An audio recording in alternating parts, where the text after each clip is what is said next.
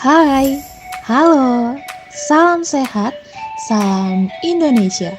Kami dari kelompok 3 kali ini akan membahas tentang transformasi pembiayaan kesehatan di Indonesia.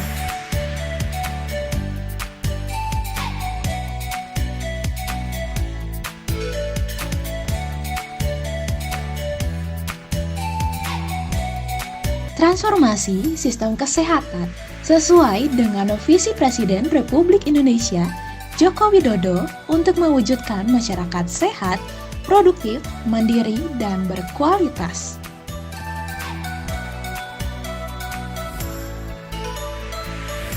Selanjutnya, ada 6 pilar penopang transformasi kesehatan di Indonesia.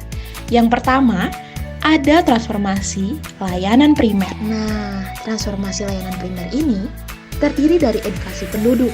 Edukasi penduduk ini yaitu penguatan peran kader, kampanye, pembangunan gerakan, membuat platform digital, dan pendekatan tokoh masyarakat. Lalu, ada pencegahan primer.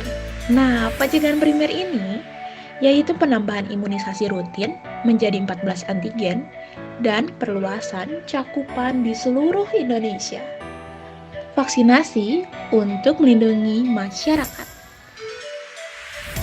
Selanjutnya, ada pencegahan sekunder. Mulai dari screening 14 penyakit penyebab kematian tertinggi di setiap sasaran usia, screening stunting, hingga peningkatan ANC untuk kesehatan ibu dan bayi. Lalu ada meningkatkan kapasitas dan kapabilitas layanan primer. Gimana sih caranya? Yaitu dengan revitalisasi network dan standarisasi layanan di puskesmas, posyandu, dan kunjungan rumah.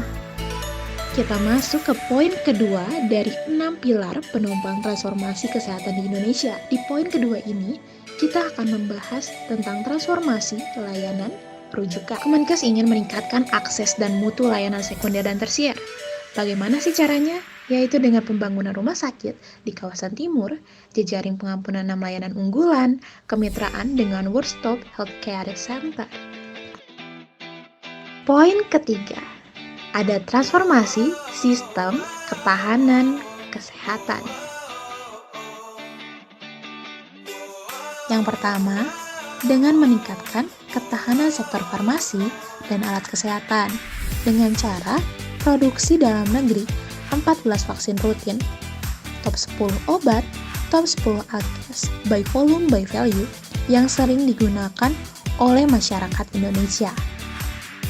Dan ada memperkuat ketahanan tanggap darurat dengan cara jejaring nasional surveillance berbasis lab, tenaga cadangan tanggap darurat, dan tabletop exercise kesiapsiagaan krisis.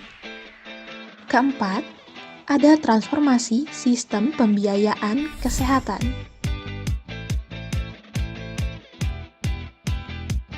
Langkah transformasi sistem pembiayaan kesehatan ini adalah dengan regulasi pembiayaan kesehatan dengan 3 tujuan: tersedia, cukup, dan berkelanjutan, alokasi yang adil, dan pemanfaatan yang efektif dan efisien. Kelima, ada transformasi sumber daya manusia kesehatan.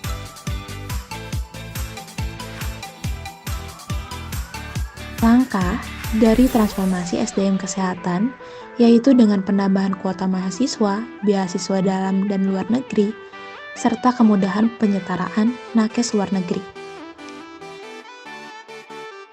Terakhir, dari 6 pilar penopang transformasi kesehatan di Indonesia, yaitu transformasi teknologi kesehatan.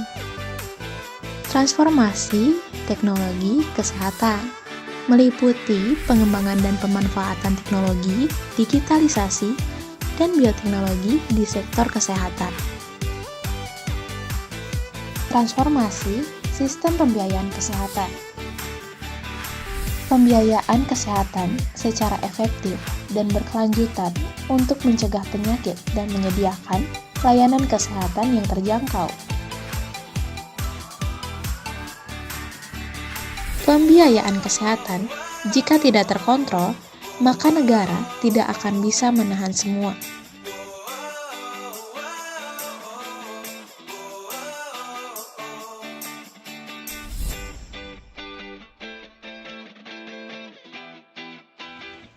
Tujuan transformasi pembiayaan kesehatan yaitu memastikan pembiayaan kesehatan yang cukup, adil, dan efisien dengan cara A.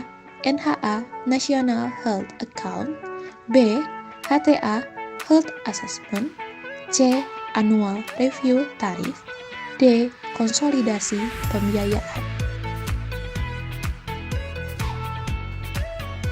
Yang pertama, NHA National Health Account, review tahunan di pelayanan kesehatan terkait anggaran dan pembelanjaan kesehatan untuk mengetahui harga rata-rata pelayanan kesehatan atau operasi suatu penyakit untuk membuat regulasi agar meningkatkan efisiensi pembiayaan. HTA Health Assessment melakukan riset teknologi baru. Jika terdapat teknologi baru di dunia kesehatan, maka akan diterapkan untuk menjamin dan meningkatkan kendali mutu dan biaya berbasis bukti untuk pelayanan kesehatan. Annual Review Tarif menjaga ketercukupan layanan jaminan kesehatan nasional atau JKN. Konsolidasi pembiayaan kesehatan meliputi insentif berbasis kinerja, peningkatan kinerja antar penyelenggara jaminan, yaitu JKN, dan asuransi kesehatan swasta.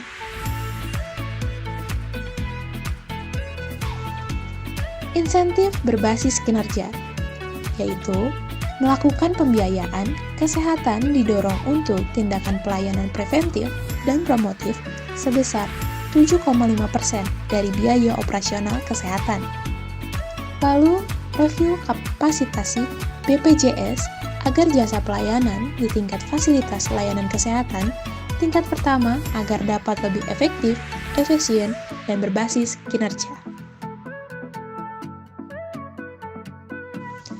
Peningkatan kinerja antar penyelenggara jaminan, JKN, dan asuransi kesehatan swasta, yaitu tentang pengenaan selisih biaya bagi peserta yang ingin naik kelas perawatan dan rawat jalan eksekutif, coordination of benefit, dan upaya pengendalian dari sisi peserta melalui urutan biaya yang dijamin dengan kategori berpotensi moral hazard atau cost sharing.